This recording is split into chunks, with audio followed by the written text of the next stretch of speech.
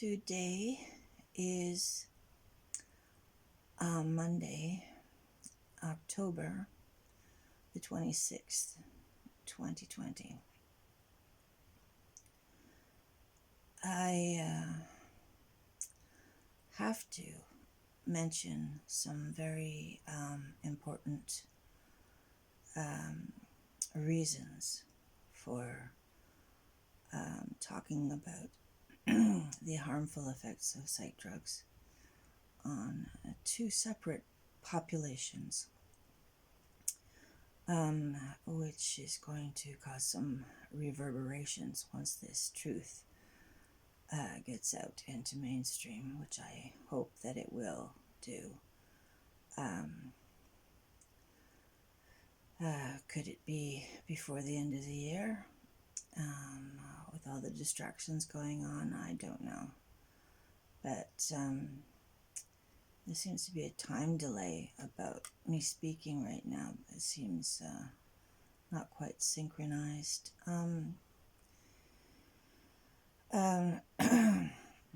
So, yeah, my friend Gina, she mentioned that there might be mold in our places and causing me to cough in either this apartment or next door, where the old man I care for, who is in rapid decline at the age of 92, lives.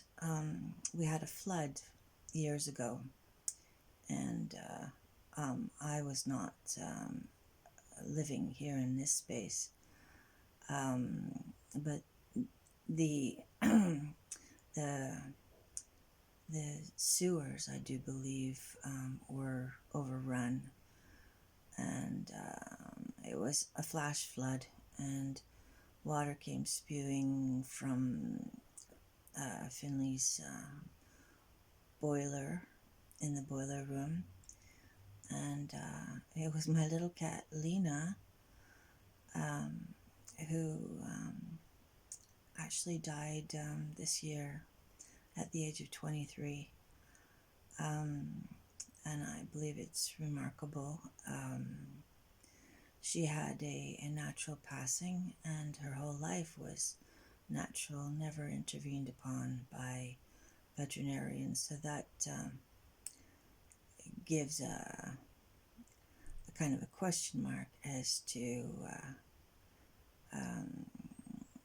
the need or the requirement for the intervention of veterinarians if you've got a healthy animal with all her parts. Anyway, she was the one who alerted us to, or me, to the fact in 2010 that there was water spewing into the apartments.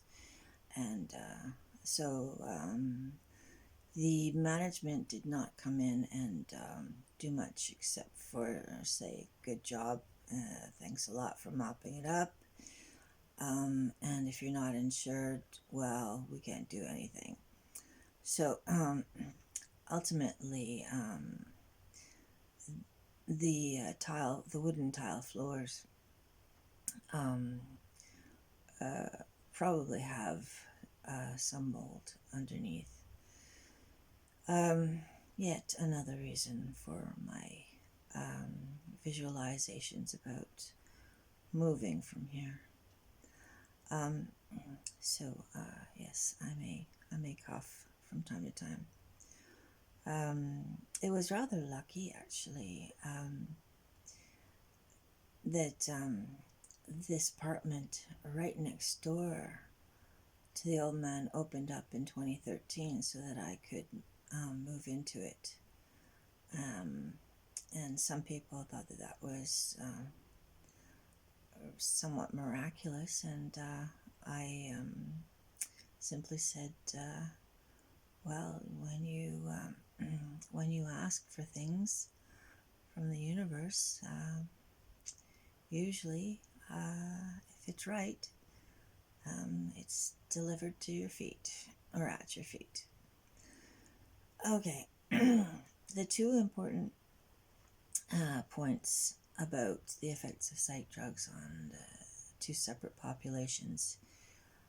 One is the senior population, and the second one is rather controversial, or will be, or might be, but for me it's black and white. I do know personally how psychiatric medications disable the brain from feeling the body and making life somewhat surreal. I was quite lucky that I didn't become one of those who were so toxified in their brains. The second group I'd like to speak to, and that is the prison population. Perhaps I should tackle the second one first, now that I've mentioned it. When someone is given psych drugs, specific personalities may be more adversely affected to that surreal feeling of unreality, working through reality with these psych drugs. The bad behaviors do come about, these strange behaviors, and there are a few who entertain ideas of suicide, and they do commit suicide. Others become homicidal on these psych drugs. I mentioned my neighbor's brother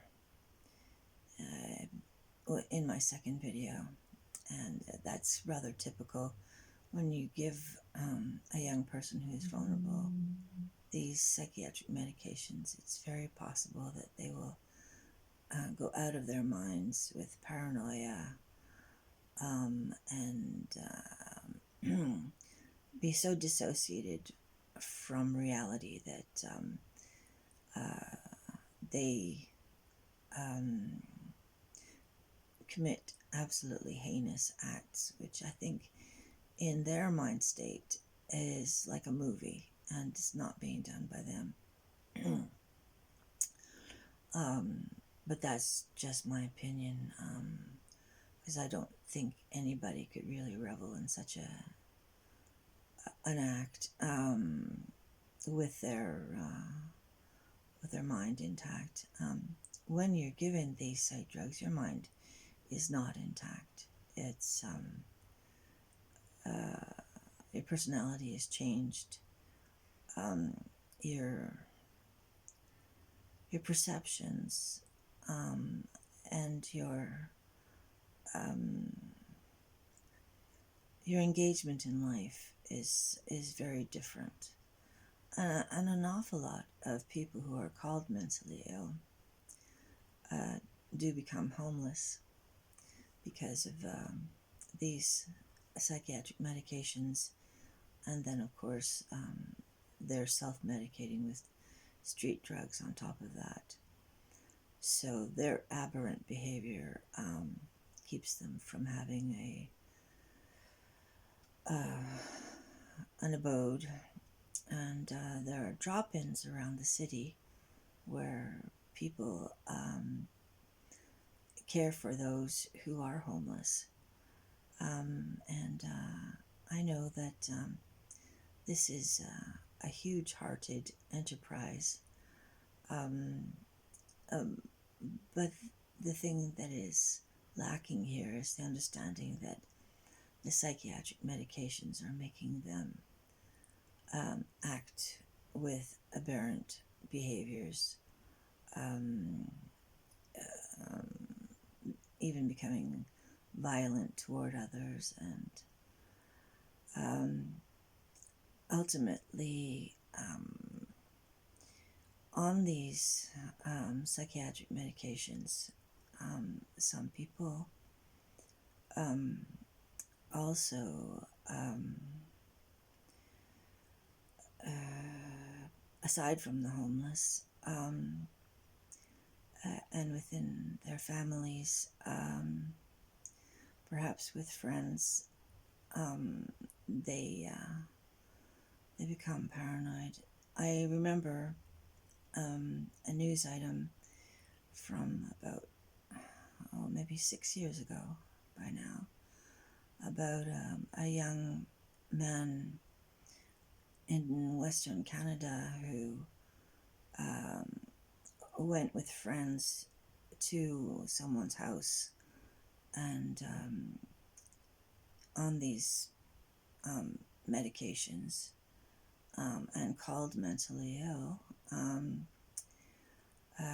It was discerned that his vicious killing spree of his friends that he was in the house with was due to his mental illness and not the psych drugs. So I'm going to assert something very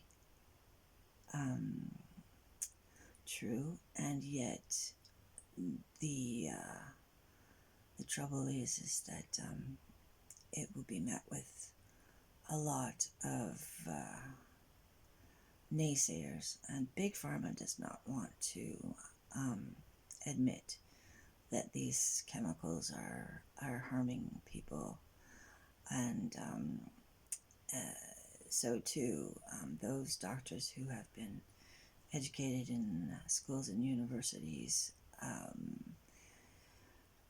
were educated to prescribe these Big Pharma pills on whatever presented in the individual patient. So, and that's what they called it, this patient presented with such and such and such. So, those who are incarcerated, who did a criminal act on the psych drugs,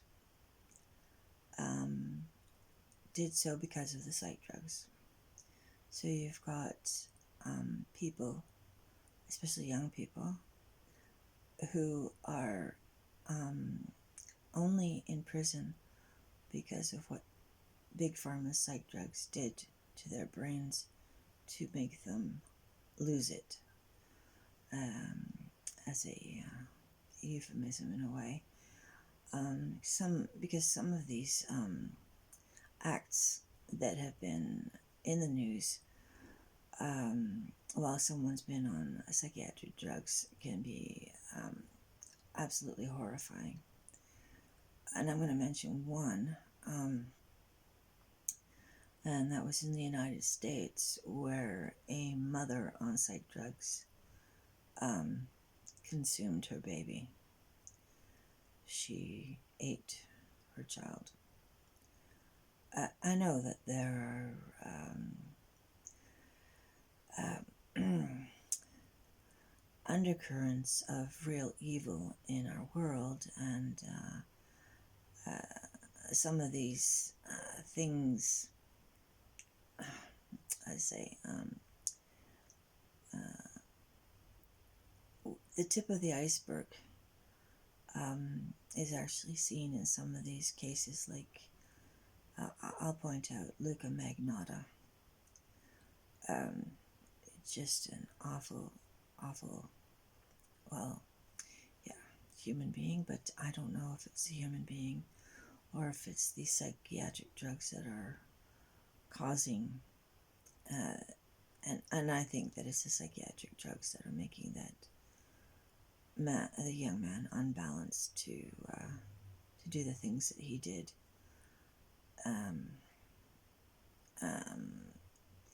And yet, this cannibalism is part of an underground culture, which also exists here in the city of Montreal. I'm only speculating because I've met people who have outed themselves to me while I've been either on the south shore of Montreal or on the island of Montreal. And no, they exist. I think they exist in a great many places. And I don't really want to go into the horrific things that they do. And but I remember when I was 18, I met this church organist at St. Andrew's United Church, where we had that sexual predator minister engaged for a time, Reverend Clifford Parks, who was, I think, in his 70s, and he had been a lawyer, and then he wanted to become a minister of the United Church. And yes, I wasn't the only one that he targeted as a young person in the church. There was one time, and I'm segueing here, but there was one time that there were members of the congregation who were challenging the minister while he was in the pulpit, and because he spoke like a lawyer, using huge words like what was it, effectuously, was it, or something like that, and there was laughter in the congregation. I think, well, he was put out probably because the elders and of the membership of the St. Andrew's congregation in Chateauguay on the South Shore recognized that this older man was indeed a sexual predator within their midst. I told my mother about this man about 3 months after it happened, only because when I was in SAGEP, a counselor said, no. Yeah, you're 18 and you're probably naive, but the fact of the matter is that you should tell your mother what happened. So there was a woman in the congregation at this time who was with her mother, and she was a divorcee, and with the entire congregation there in the pulpit, and the minister in the pulpit and them in the pews. Someone challenged the minister after he said something in the pulpit from within the congregation, within the pews, and then this young woman piped up and said, pointing to the minister, "But he is my Christ." So it's kind of unraveled from there. And at that time, we had an organist who was a Satanist. So we'd have to say this was in 1979, probably, maybe 1980, as I was 18 in 1980. And that's when a lot of this came within our small congregation of St. Andrew's United Church, close to the river in Chateauguay Heights. So we had that. So yeah, that's the first introduction that I had to someone exposing themselves as the organist did by showing me his satanic Bible. When I was 18, he was 24, and I was 18, and I loved the music that he would play, and I guess I was, I guess you could call me a groupie, I don't know, but I was naive, and yet I had this Baptist background, so when he showed me this elaborate embossed leather satanic Bible that was my red flag, to, not spend any more time at that church. So there are Satanists who are in this city. The other thing that this organist had said to me at one point when he was visiting at our home, he happened to be one of the best friends of my sister's then boyfriend, who is now her husband. So there were two other friends with my sister's then boyfriend, who she later married, and they were youngsters who were searching, kind of lost, except for, I suppose, the boyfriend of my sister, who was, like Mom said, following Janet around with the ring in his nose. Speak that way to give the image of her pulling this boyfriend around by the ring in his nose, because he was following her everywhere. That's what happens, I suppose, when you have the type of charisma my sister had a flair for. Not only that, she had a way of spinning tales, and she fabricated an awful lot of things that people would believe, and that's, I think, also indicative of the fact that she's with the Mormons, and the Mormons themselves are a suspicious lot. I mean, well, they should be suspect, because they do not really have a leg to stand on, and it's a racket, and it's another way of getting lots of money and controlling people. But a lot of what they teach is Joseph Smith's fabrications. Yeah, there's a background there that you can look at. So there happen to be a lot of traps that people can get into out there. So I've mentioned the prison population and the young people who are only there because of what happened while they were on psych drugs. And of course, if they're being called mentally ill in order to get the psych drugs, then of course they are given or prescribed these psych drugs while they're incarcerated. So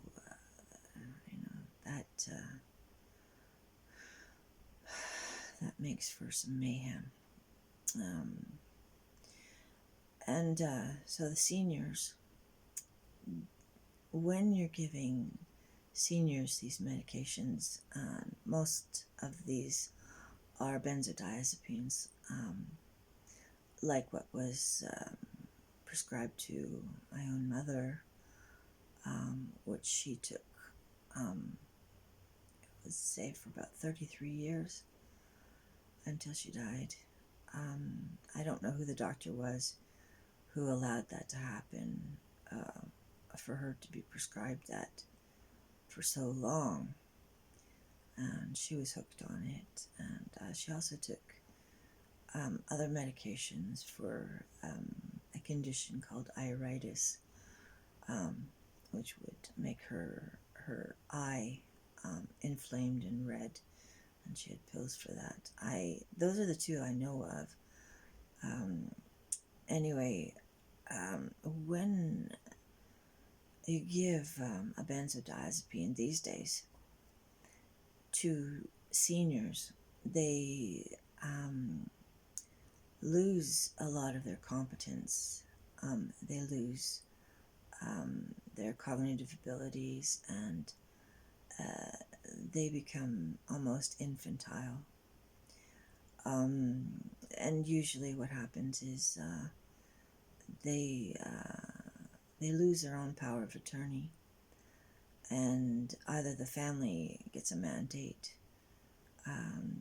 to take charge of the person's power of attorney, which makes them take charge of this person's finances. And when you're a senior, usually you have a livelihood that you worked into a nice cushy bank account or several bank accounts with a lot of money, which actually happens to be that the first line of action is the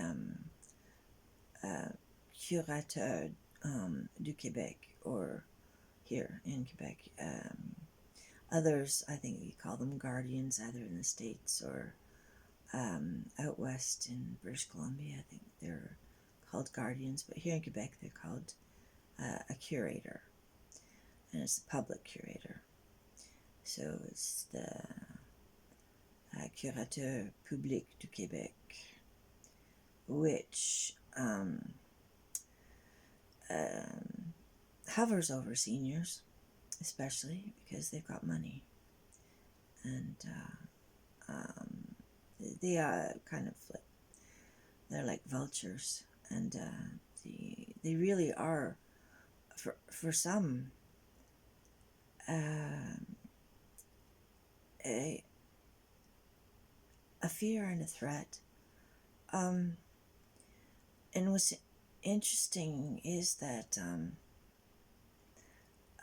while I was healing and in recovery after having stopped the psychiatric medication in April of 2001, and I had a lot of pain because these are neurotoxins which make your nerves inactive, and I had a lot of nerve damage from the crushing blow of the hybrid draft horse rolling on me like a rolling pin. I was squashed. I was crushed.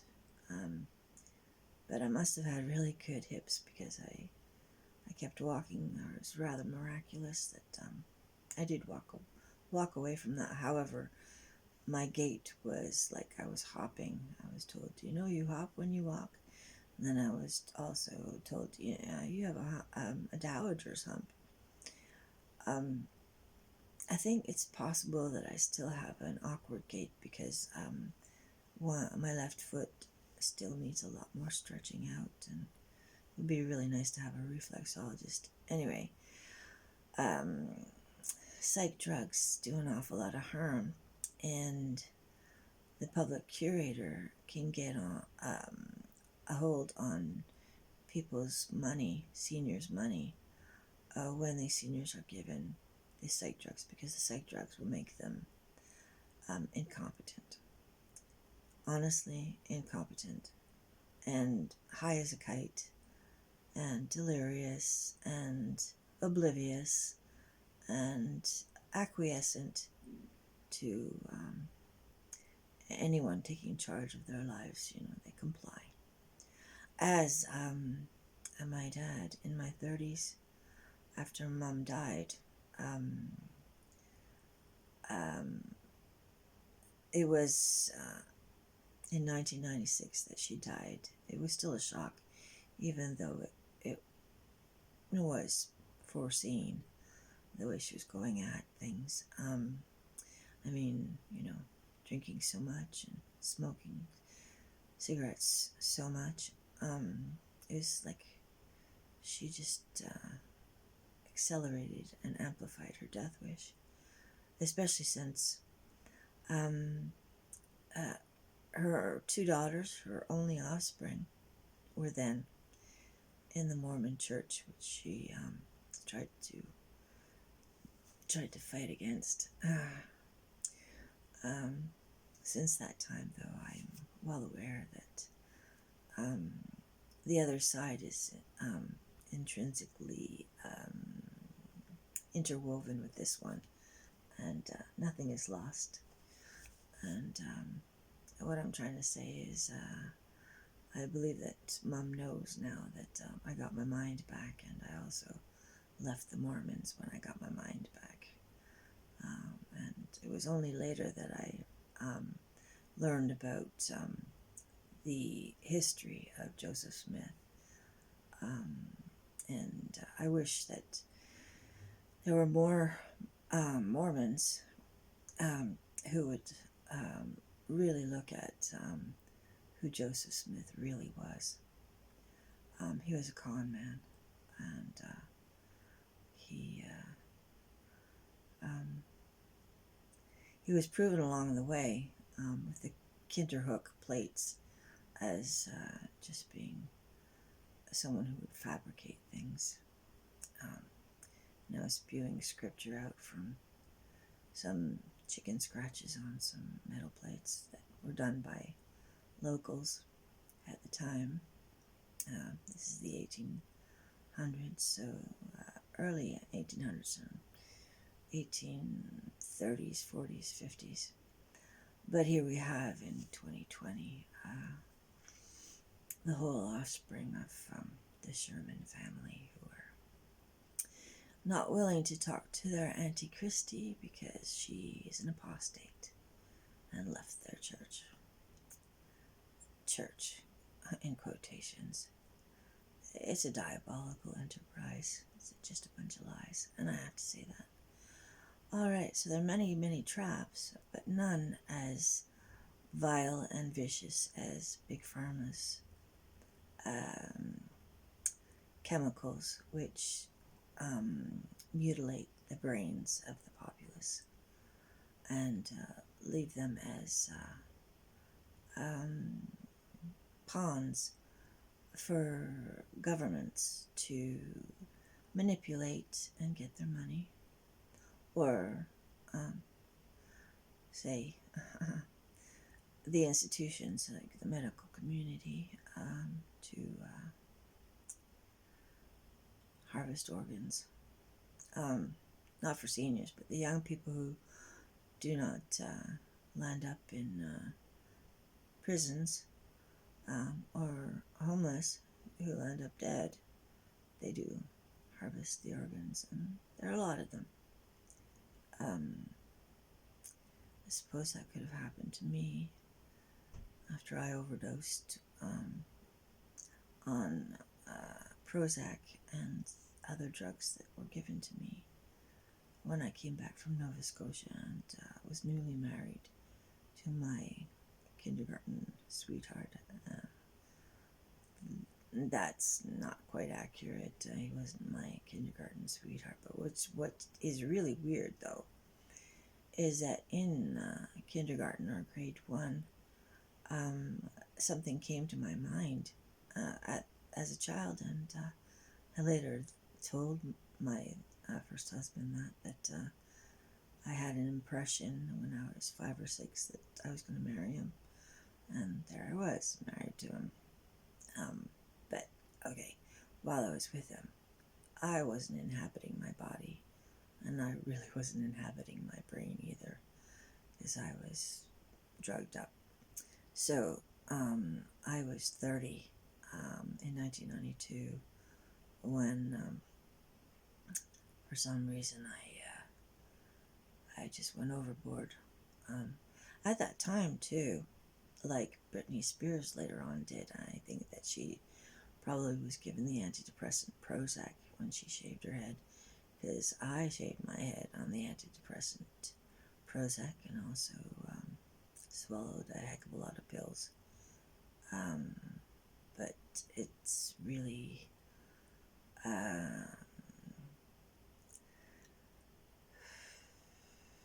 something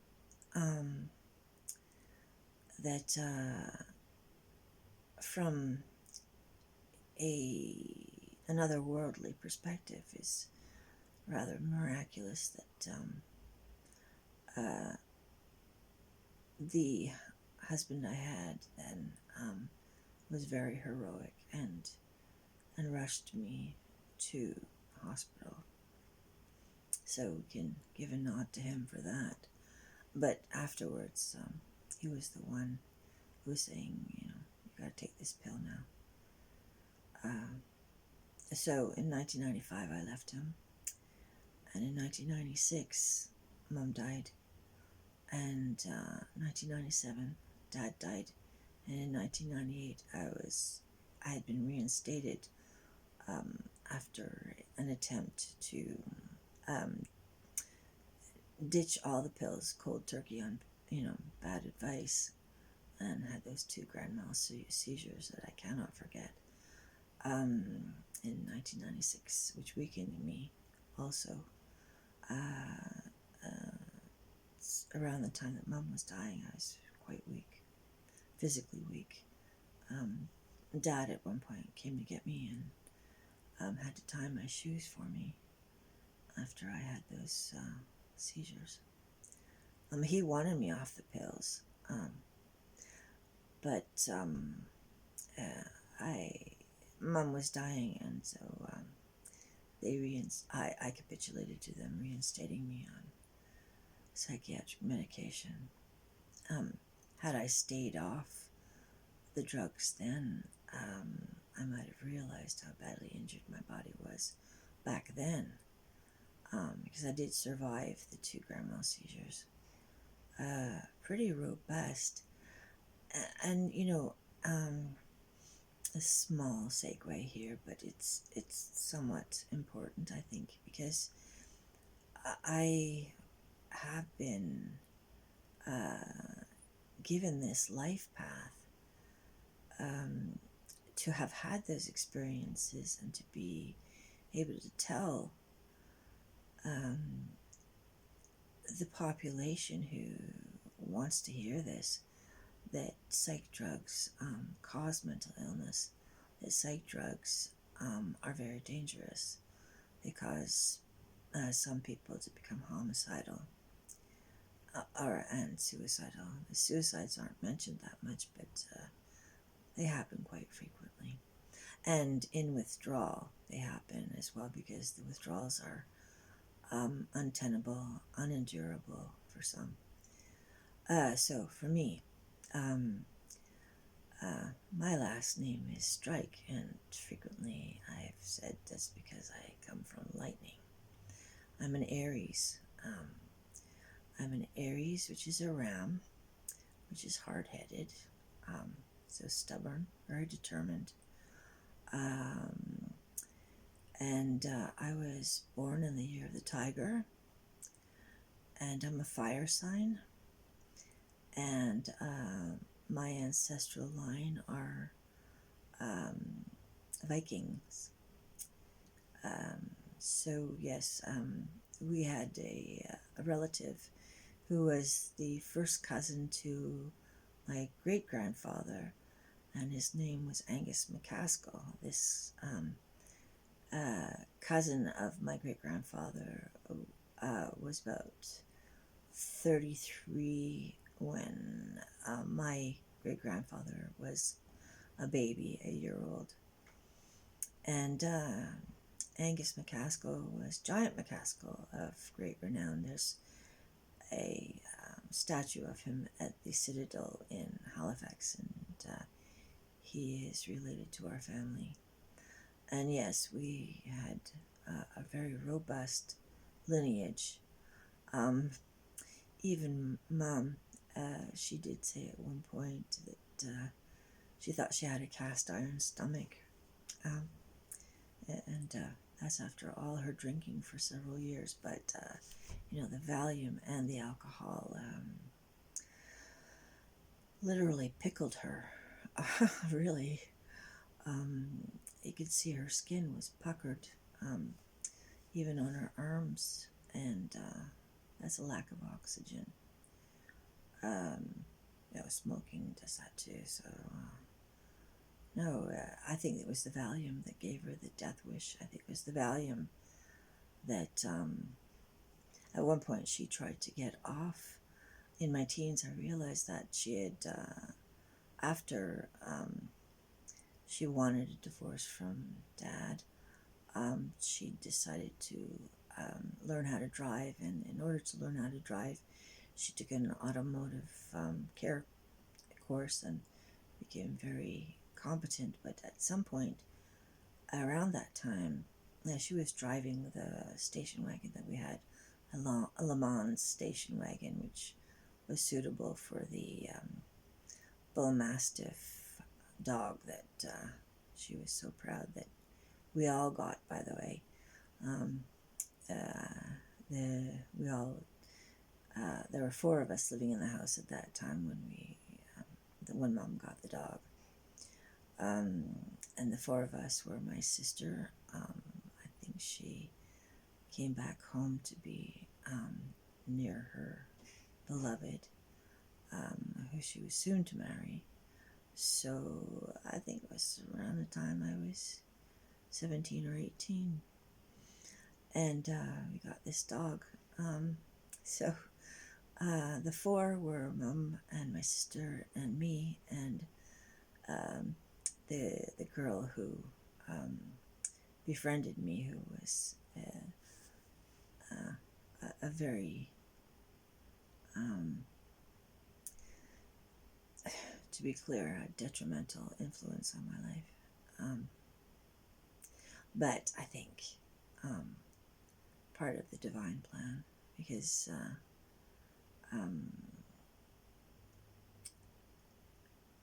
knowing her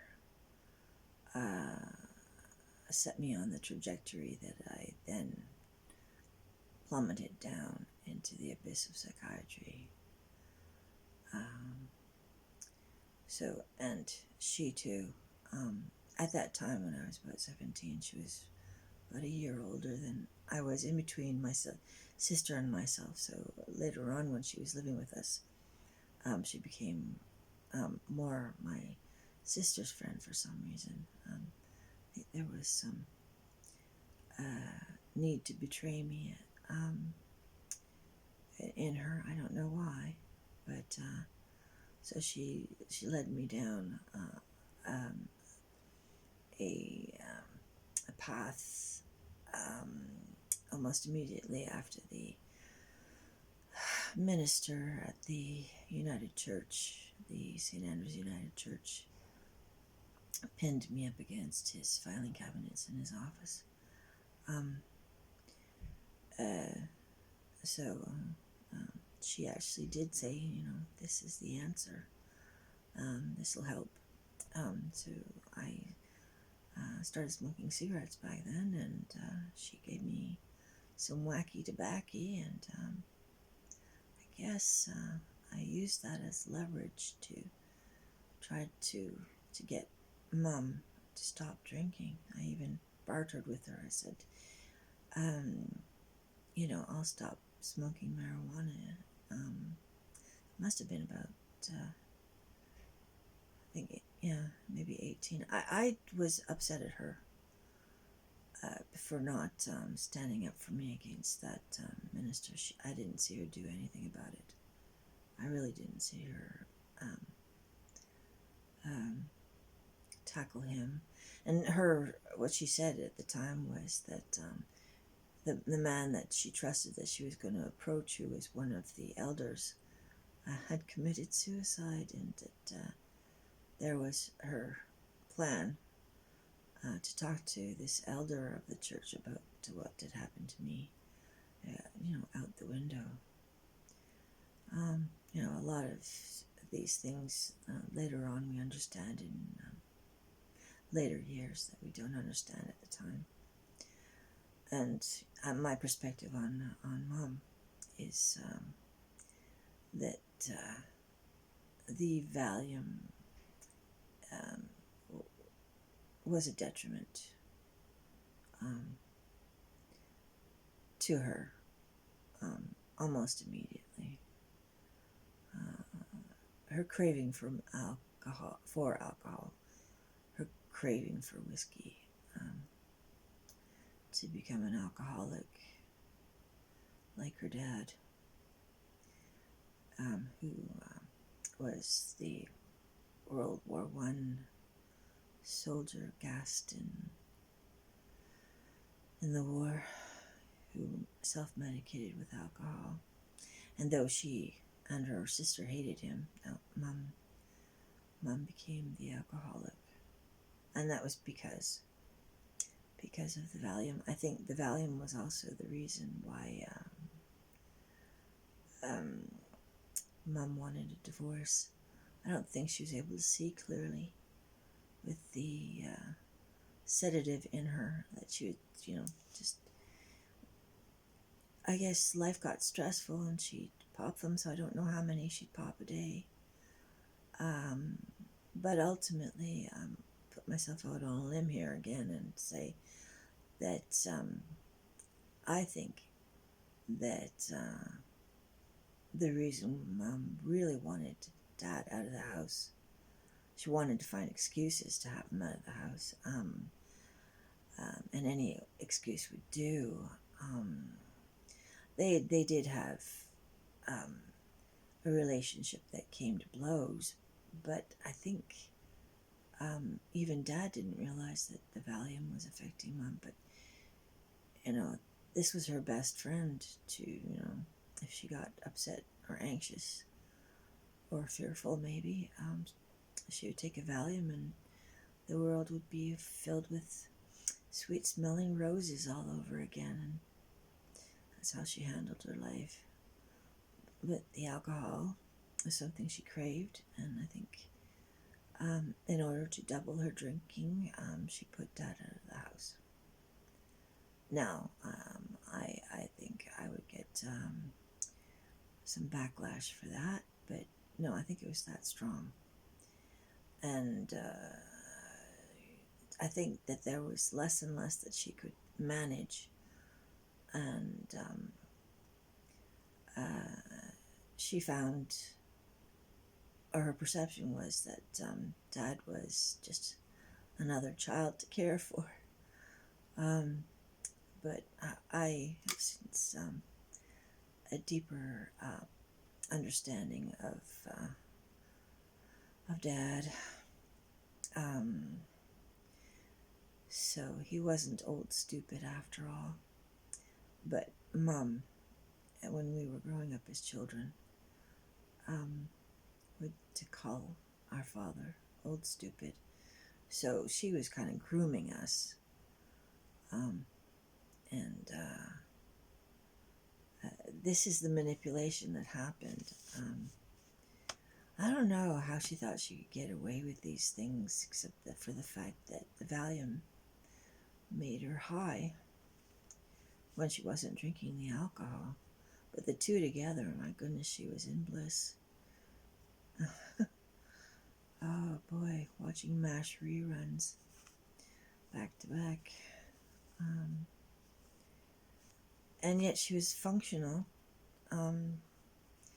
She probably was a magnificent English teacher. She was feeling no pain, obviously, when she was performing in that classroom, and she was performing. She did want to become an actress, and she said someone stopped her, but she was a classmate with William Shatner at McGill, I think in drama class. Now that's a story I won't go into right now, but when was she starting to be changed by the Valium that was becoming her best friend? And then her next best friend, the Johnny Walker whiskey. Well, by the time I was 14, her drinking was out of hand, really way out of hand. So you'll have these seniors on benzodiazepines like the Valium that Mom was given, and their personalities will change. and they will be perceived as cognitively impaired and therefore needing supervision or intervention on their finances. It's strange, but what I'm finding with caring for this lovely old Scot who was born in Glasgow is that ever since he's been given these tiny little pills for his blood pressure problem, he has had more rapid decline physically and cognitively. I don't know what's in that little pill. I don't know if there are some statistics that people who are given this pill go into cognitive decline, but there's some kind of connection there. Oh, of course, no, I can't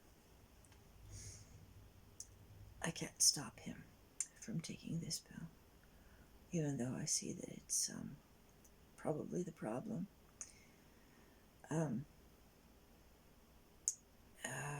His son is also on a blood pressure medication, and the son's wife, I heard from the father, the old man, 92, I care for and have cared for quite a long time, and more closely for the last 10 years. So I've been his companion for about 15 years, but so I saw the before and I see the after, but now this rapid decline, I think it's directly attributed to this blood pressure medication for this senior. I don't know.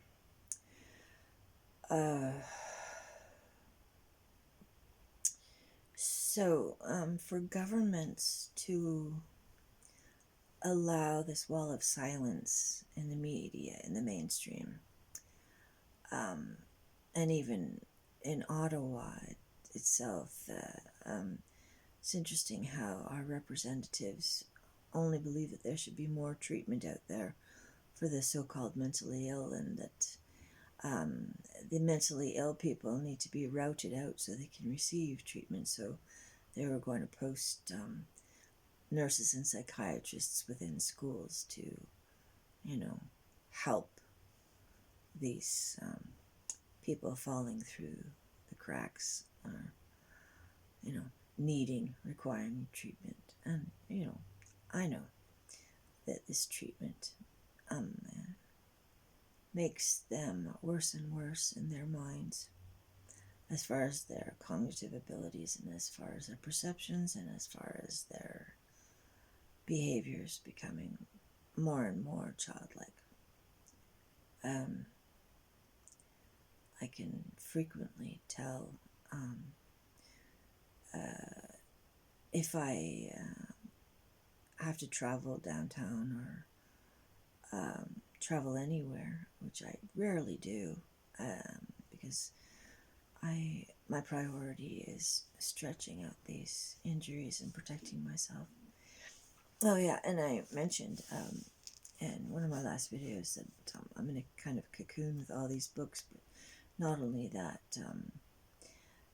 my guru Louise Hay said whenever there was a threat, she would pack on the pounds, and when the threat or perceived threat was gone, that she would adjust to her right size. So I've packed on the pounds, and it's the injuries as well as this lie that has hovered over me for an inordinate amount of time, because in 2005, when Dr. Daniel Krauss said, you're obviously misdiagnosed from the very beginning, that should have stuck.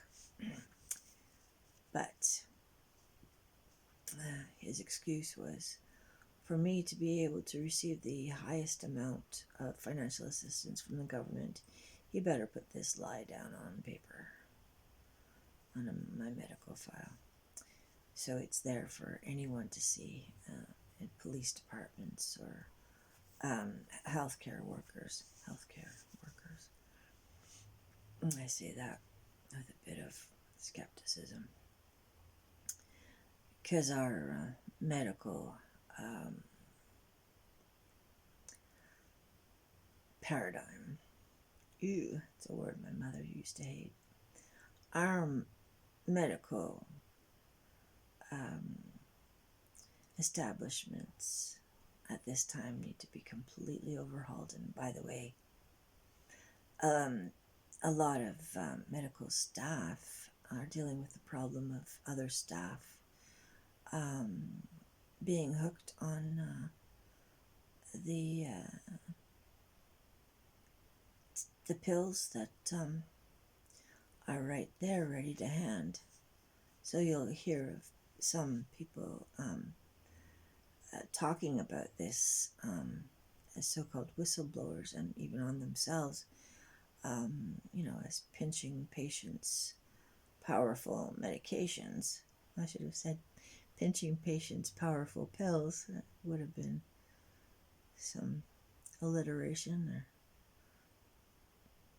consonants. Mom was an English teacher, and she did very well because she was practiced at it. And she could drink and she could pop her Valium and still be a very good teacher. In fact, probably think that it was making her a stellar teacher, which became true because she won an award for being the best English teacher in all of Quebec, the Hilroy Fellowship, which she later cursed because she thought she was going to get the money free and clear, and yet Quebec came after her after she bought a car, getting rid of the Le Mans station wagon. She was not happy. She was never really happy about the situation with how the government in Quebec treated teachers anyway. I remember her picketing. I was still in elementary school, and she'd picket outside her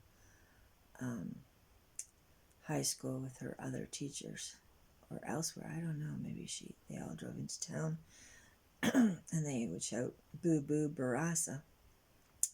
Boo, boo, Barassa." And I remember one colleague of hers, another teacher, coming to the door, and it's unforgettable, really. Yes, I was a child, so, but it's still in my mind, and Mom was just doubled over with laughter when this teacher colleague, this man, came to the front door, and someone had made it for him, and on the front placard or cardboard, there was the end of a screw, and then on his back, looped over on his shoulders, the other placard was the head of the screw. It was rather ingenious, and so they loved to go picketing because they could be very imaginative, and I think those were some of the best times of Mom's life. Yeah, I think Dad was out of the house by that time, so I was probably just finishing up elementary school. So Mom's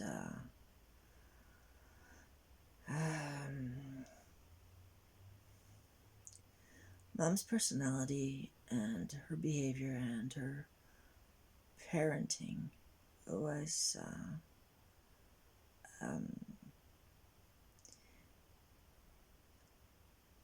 not up to par, one would have to say. Adult children of alcoholics frequently think that, looking back at their childhoods, that maybe they were invisible. And it's true. Both my parents were drinkers, but when I was speaking with this old high school chum who had been a photographer, or still is, I don't know, for the Montreal Gazette. He said to me, "No, all our parents drank. That's what they did in the 70s. They drank and they smoked." And you'll even see in 70s TV shows like Columbo that the women, they're really stereotypically powerless and don't know a damn thing, but they have a cigarette and a glass of some kind of hard liquor in hand with their ice cubes. Ching ching. Yeah.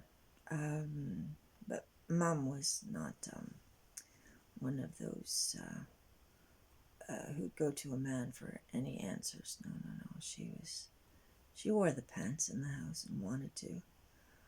And another reason why she probably kicked Dad out.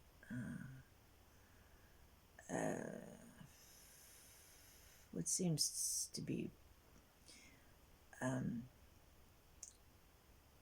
something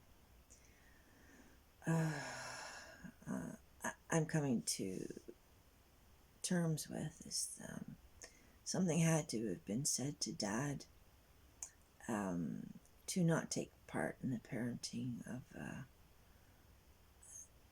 us two girls, because he was hardly ever around. He was so not there. He would be up in his art room and painting, and so he was happy painting. And I'm not sure what the discussion was, but it seems plausible that Mom had said, "No, you leave my two girls to me. You had your two boys from your first marriage, that's what you got. And these two girls are my two girls, and I will do with them what I will do." And she was,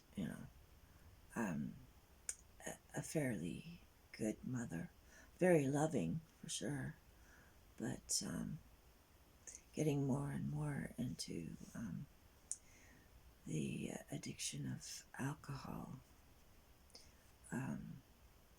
to where she exclaimed with some surprise, "I must have a cast iron stomach. I don't know why. Blah, blah, blah, blah." Anyway, no. She said that when her skin was puckered.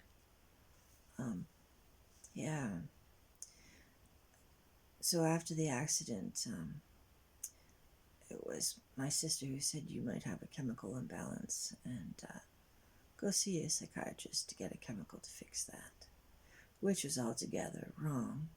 But she was studying psychology, and now she is a school staff psychologist. Not for the staff, but for the kids in the school. Psychologist. In-house psychologist. So she's got all these ideas. But psychiatry is the devilish part of all of this, because they prescribe the pills. And they prescribe the pills that kill brain cells in people and marriages and families and so on. So, so, you've got these older people who have lived their lives mostly without the influence of Big Pharma, because, well, say like Finn. Oh, yeah. My old man, born in 1928, they weren't given pills. In fact, this was the first pill that my old man ever took, was this blood pressure medication, which he can't seem to stop, and moreover is not feeling compelled to stop, despite what he realizes is profound memory loss. Not to the point where he doesn't know who I am, and not to the point where he can't call me by my name. But he's forgotten other acquaintances. But of course, he knows his son as well, and he knows his daughter-in-law. And he doesn't see his daughter-in-law during this lockdown from the pandemic. Yeah, I'm pretty stubborn. I don't really back down. And I'm sure that what I have to say about psychiatric medications causing the mental illness they're purported to treat, wouldn't that be great if that truth was just out there in mainstream? But they have a wall of silence up. So people who have survived psychiatry and want to talk about the hellish withdrawals they had to go through coming off these drugs and what they had done to their brains while they were on them. The media won't, anything that I have tried and others have tried, there's a huge wall of silence. So this is one of the reasons why I am one of several who do YouTube videos. I don't know of anybody other than myself who is talking about the psych drugs, having been off them for close on to 20 years. But, and why do I speak of them if I'm free of them? Well, because they're so harmful, and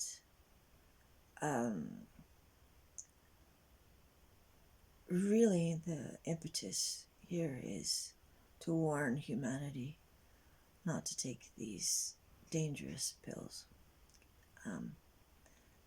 because they are really, really harmful. It's almost like a Russian roulette when one of your family members is put on those psych drugs. One or more. I remember seeing a documentary film by, I think it was Louis Theroux, and the funny thing, it's not funny actually, but they were promoting the use of these drugs. So Louis Theroux was looking at a child who was so-called mentally ill and what his antics were, and whether the treatment was working. And of course they were still pillifying the poor boy. Well, the mother said, now I have to take antidepressants, but the dog is also on antidepressants. Oh my God. I think that was somewhere in lovely Pennsylvania. No, if families don't know. And that high-profile young child who's been on Oprah, who talks the way she talks about these invisible friends of hers who she names. I mean, I can see that she's uber medicated and so totally out of her mind. And at some point, when she grows up, she's going to say, enough of this for me, if she indeed doesn't die from the effects of these drugs. Her parents say, we've got to drug this child, and to protect her brother, we've got to drug her. And so she's coming out with these things, and I know that these are all the toxic effects of the drugs.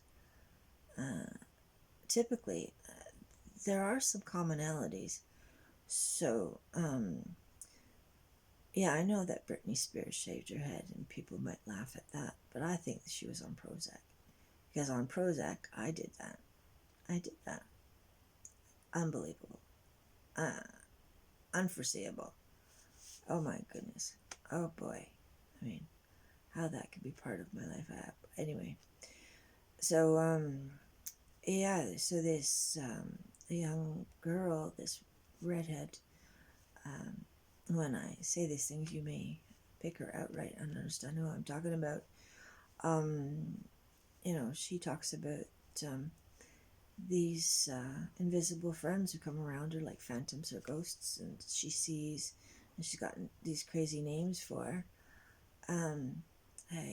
If I hearken back, when I was so toxified, and this would be when I was still married to my first husband, and my mom was still alive and dad was still alive, and I had been with these lovely Baptist people in my earlier youth, in my teens. When I was 12, I decided to go to the Baptist church. So, as Grandma said, could do worse. But yeah, that's how much leeway I did have. But I was very, very blessed. I benefited greatly from having the Baptist church in my life in my teens. So yeah, when I came back to Montreal and came back to get married and came back from Nova Scotia, because I went to Nova Scotia soon after the accident. And once I got started getting polydrugged, I got married to the fellow who said, who else would have you, who happened to be a kindergarten classmate, also grade 1, grade 2, throughout education. So he was around.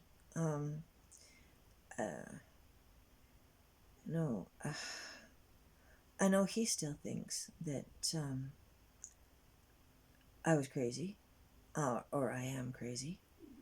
Yeah, I went to a high school reunion, and I was off the drugs at that point.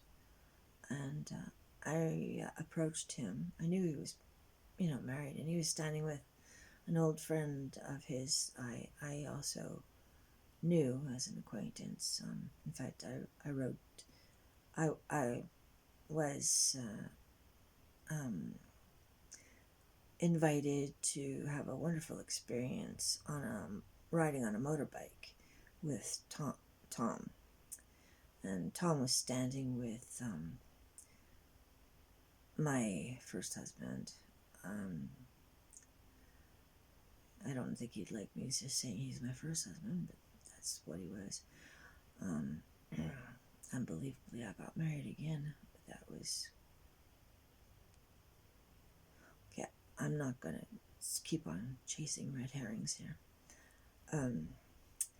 So he said, I know that what he said to Tom was, when I was leaving, after I said, I hope you have a nice life, I really do.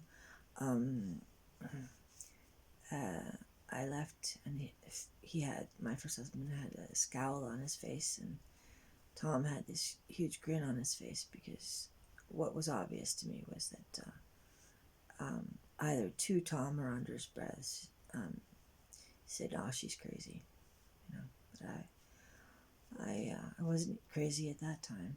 I was a survivor, and my sentiments to him were genuine. However, at that reunion in the cafeteria, I made some mistakes, because when you're physically injured, you're not the smartest or the sharpest knife in the drawer. So yeah, it's possible that others might have said, "Oh yeah, she's obviously crazy." But I've been living with this terrible pain of what the crushing blow of the horse did do. And I have to do it all on my own, much like I recovered off the psychiatric drugs all on my own. But it wasn't, to me it wasn't I had answers to prayers, and so the divine realm, the divine realm was with me. And now, though, I realize that a lot of what manifests in my life is directly attributable to me. Although, so where is my next breakthrough going to come from? So probably my own manifestation with the divine in me. So our power isn't outside of us, it's within us. So, like my friend who's gone AWOL again, and I don't know if this is permanent this time, but he frequently went AWOL, who's been on this effexor drug for decades, said, no, it was all attributable to you. So, but, I don't know. I guess this, a lot of what I needed did come to me rather miraculously. And initial withdrawals, almost like I was walking in one world and in this, the next, and this. So yes, true, I do experience that the divine realm exists, and we can tap into it at any time. Magic does happen, miracles do happen, and this life path of mine has culminated in me actually being able to help people who by themselves or by the agreement of their psychiatrists or psychiatric teams, that they can come off their drugs. But normally, these pills that you go on, they say you're like a diabetic and you're going to need them for the rest of your life. Yeah, that's another one of their arguments. Yeah, if you got a chemical imbalance, it's sort of like you're going to need a psychiatric drug for that chemical imbalance in your brain. And it's very much like, how a diabetic needs insulin. So, we can supply that for you. But you see, if I had a medical team who were honest and were really looking at me and putting their stethoscopes to hear my back cracking and popping when I lift my arms, and actually hear what I have to say about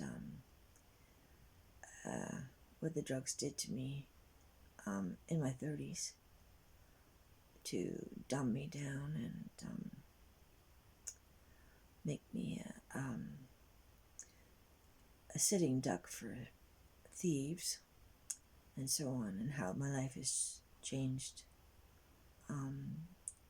by my own effort. How now I deal with these injuries that I can demonstrate to them and say that I couldn't feel them when I was on the psychiatric medication, because these psychiatric medications disable the brain from feeling the body. So they're brain disabling medications, and this is what Dr. Peter Bregan calls them. Brain disabling medications. So is it possible that I'm slow to heal these injuries because of the drugs that I was given in my 30s? Possibly. Or what I see is that because it was such a severe accident, I have these severe injuries. that I didn't acknowledge while I was being polydrugged and re-injuring myself while I was being polydrugged on psychiatric medications. So the governments allow the population to be drugged on these drugs because they're more pliable, they're more compliant, and in fact, the seniors who are given these drugs, well, very often, that's a nice little kitty for the money kitty, not a purring kitten. I'm talking about a money box for the government to tap into. Although I know that they say that the public curator in Quebec is a private body. I see the CLSCs and the social workers being the front line people who will go out and find these seniors for the curator to take over their finances. So it's a well-oiled machine, and this well-oiled machine really does do some sinister stuff. So our medical establishments are failing under their own mismanagement. They can't keep up either, and because it's been drilled into us for the longest time as citizens that if you have anything that is a bodily concern, run to the doctor. Now, my fin, I'm just going to say my Finn, why not? He is my Finn. I do love the old man because he's very nice, he's resilient, he's cheerful. He's got a great deal of integrity, which I have not seen the like of in Montreal, except for him. He knows right from wrong, or at least he did. I wish that he could see that the pill is harming him. But, no, I could be wrong on that. Maybe it's just natural aging brain. Oh, that's another bogus lie. Freaking a lot to make me angry, but I try not to be angry because I've got to heal my body, and I've got to be also resilient and cheerful if I want to keep on keeping on. And, forgive these nincompoops who believe that the psychiatric medications are needful and are needful for the so-called mentally ill, and not the other way around, which is the truth, which is the psychiatric medications are creating these mentally ill people and homicidal and suicidal and really awful people. I've heard what some medicated so-called mentally ill have said to people while they're riding the bus. I recognize somebody as being a part of that community, and two young girls were on the bus, and they were just getting, crying out to the bus driver to put this old Pakistani off the bus because of his lewd comments and harassing of them. When you're a senior and you're given these drugs, who knows what you will do. Which makes me wonder, not really, what Reverend Clifford Parks was on to go after all the young women in the congregation while his wife stood by with a scowl on her face and blamed every young woman that was there. Yeah, well, the daggers for eyes she gave me when I was 18. Yeah, I didn't do a damn thing. It was her husband. And, no. Could you imagine this Satanist, organist, what he said at the house? That's what I was going to talk about before. he was leaving hints about cooking babies in the oven, and he was no help to me. And I was just, I think that was just another frying pan moment in my face. Like, what kind of a world did I get born into? But so the minister went after me, and the organist's, who was 24 years old, solution was to go for it, you know. And good thing I had that Baptist background, because it wasn't going to happen with either of them. Although my faith was sorely tested, I must say. Excuse me. So I've spoken about these things that I wanted to speak about, and in all honesty,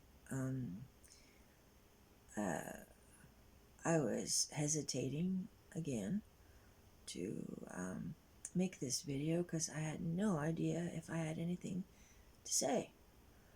No, I do have a lot to say. I just didn't know how I was going to approach it, how I was going to speak it out into, I don't know, somewhere.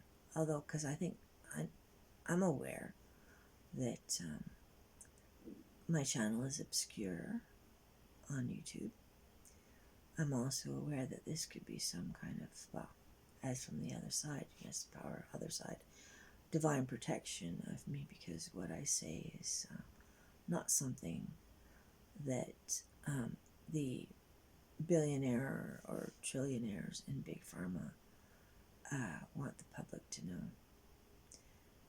But I think that the public should know that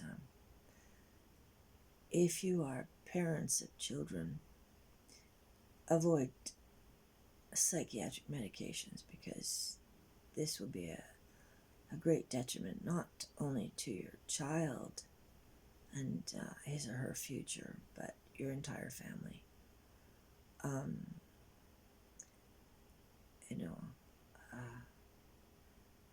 Yes, I am thinking about my neighbor's brother who killed his parents and sister who were in the house because he was on psychiatric medications.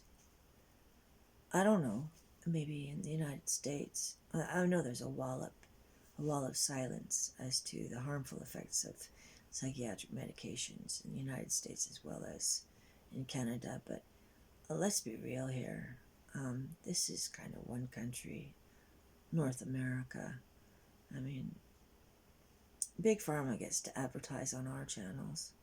We get American channels, and we get the advertisements for these newer antidepressants. What was it? Oh, jeez. The names they come up with. But one that isn't a psychiatric medication, which has the name that's coming up in my mind right now is Trintellix, and that is for, I think, diabetes, and it was causing morbidity in the extremities, and we're talking, gangrene in the genitals. This is that drug. So, no, the Big Pharma and our medical communities are just really pushing the envelope here, because you're going to have a mass of people harmed by these drugs who are going to, when they are able to organize, take the system down. Yeah. So this is what they've done, Big Pharma and psychiatry. They've infiltrated schools, workplaces, and, Bell Media. Let's talk about mental illness. You can get on there about your mental illness so you can get treatment. Your treatment is a pill, a psychiatric medication, and you open the door to real loss, several kinds of losses. You know, you're an idiot when you're on these drugs. People can take anything from you, you know, and you don't even know what's happening. You know, you're so zombified, so pillified, and they laugh at you, and you don't even know they're laughing at you. And however, when you survive the withdrawals, and it takes a heck of a personality to be able to survive them, I must admit, I don't know, you know,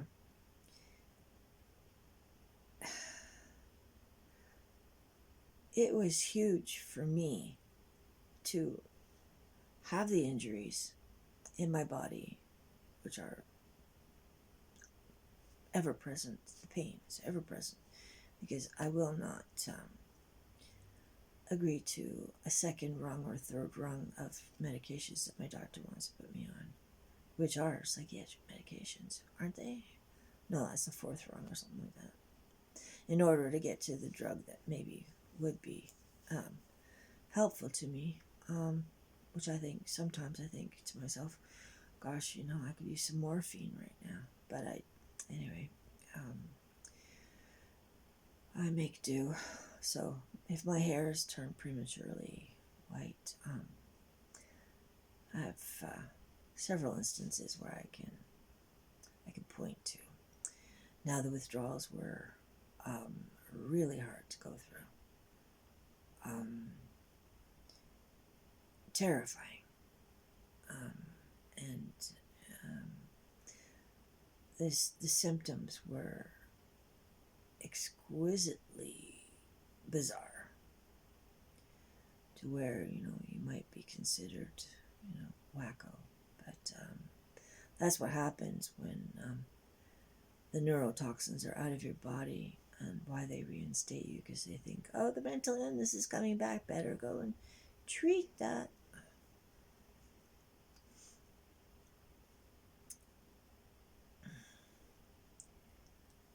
I don't know how far and wide these pills have infiltrated globally, but humanity has to know to avoid these drugs at all costs.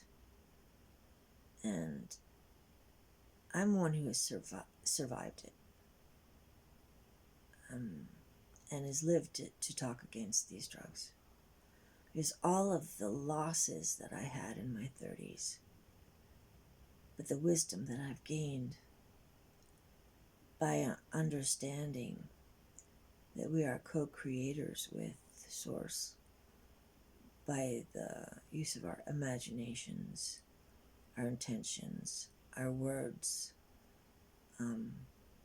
what we think about, we bring about. And that's huge. That's really huge. Plus, it explains my sister's Mormons, and why my sister is in the Mormons and can't get out of the Mormons, because the other truth is that when we are here and we have these certain beliefs about life, that's what we experience individually. So what we believe for ourselves to be true about reality gets reinforced by our experience in our so-called reality. But this reality is truly malleable. You can play with it. Not that you can pop things out of thin air. I don't know, maybe some people can do that.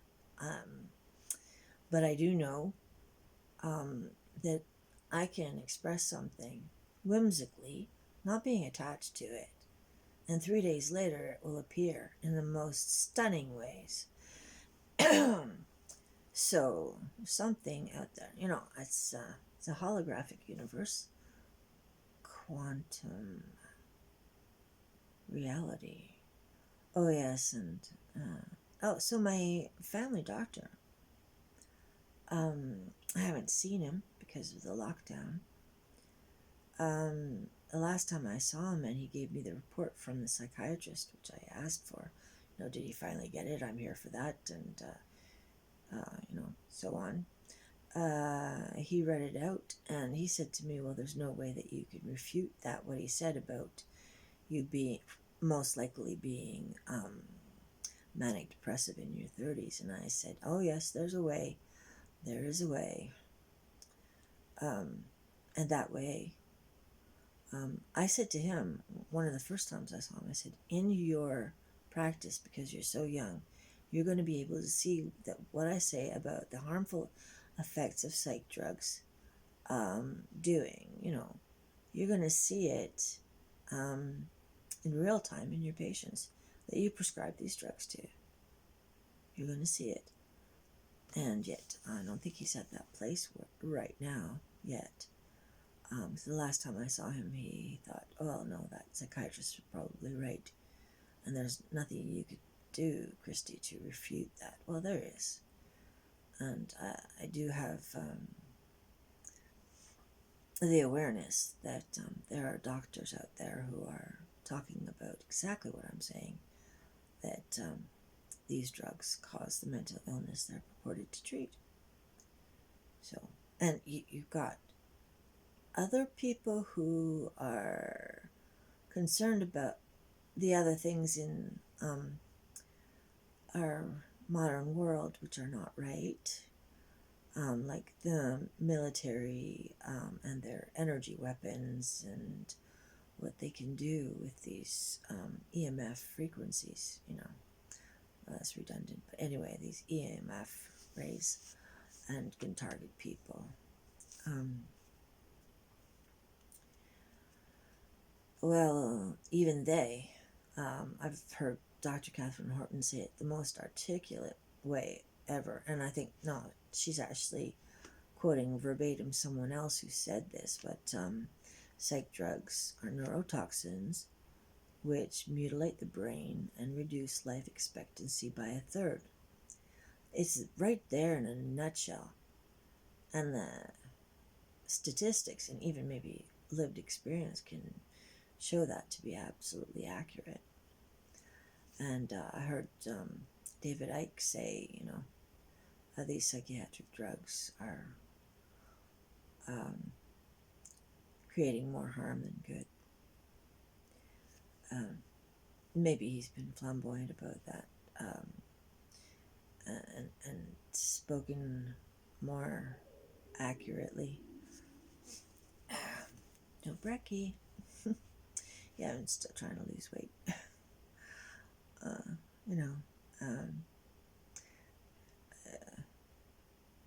I'm not out there as a farmer tilling the field so I can skip breakfast. It's probably better to skip breakfast, right?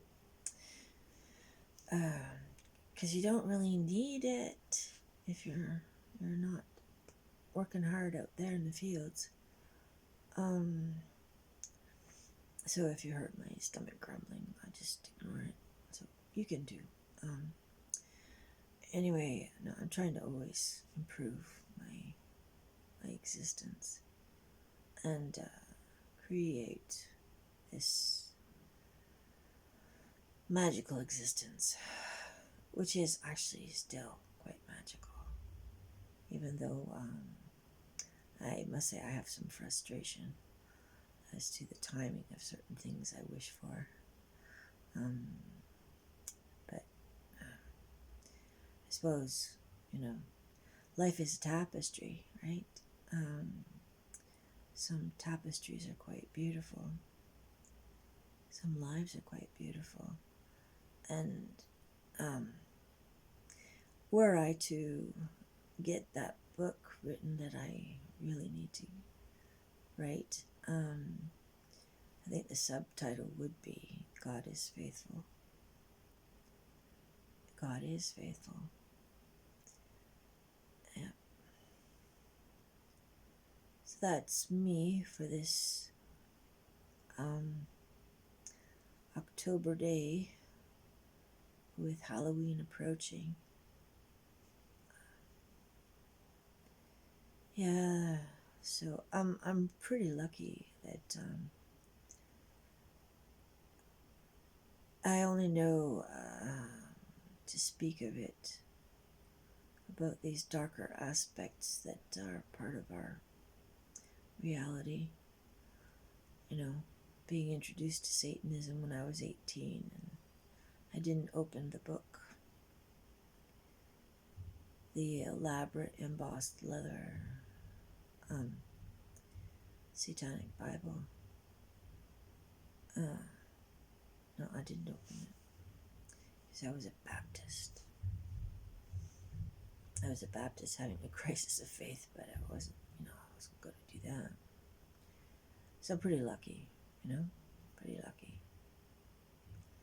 Very lucky to have learned that our mind is a very powerful tool, and to protect it, and how psych drugs are harming the very thing we should protect. Oh boy. So it would be really handy if this kind of video were I to say it or someone else to say it. Psych drugs only do harm. For that to go viral, that would be fabulous, because it's time. It's time that we learn the truth about what Big Pharma is hiding about the effects of psychiatric medications. That it's not treatment, it's actually the thing that's causing people to be incarcerated or to lose their power of attorney when they reach a certain age. Oh yes, and it's not just seniors who are losing their power of attorney or their mandate to a private body like the public curator, where all the money is gone. Everything they worked hard for is gone. There's I've gone on long enough. I'll just keep you hanging here. And I'll come back to that at a future video, because this is my channel, and I might even be surprised by how much input I have to output.